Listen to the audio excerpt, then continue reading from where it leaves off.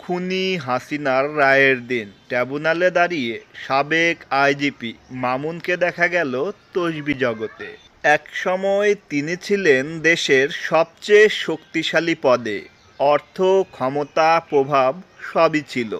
আজ সেই মানুষটি অসহায়, নীরব, আর এক হাতে চেপে ধরেছেন তসবি দানা। তিনি হয়ে গেলেন রাজসাক্ষী। কোথাও পালাবার যখন পথ থাকে না, তখন আল্লাহ ছাড়া কেউ থাকে না পাশে।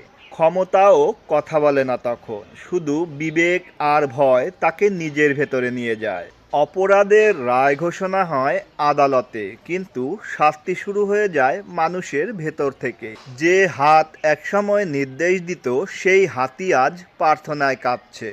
জীবন ঠিক এমনই, ক্ষমতার চূড়ায় থাকা মানুষও একদিন কাঠগড়ায় দাঁড়ায়। আর তখন বুঝে অন্যায় করে বেঁচে থাকা যায়, কিন্তু শেষমেশ এড়ানো যায় না।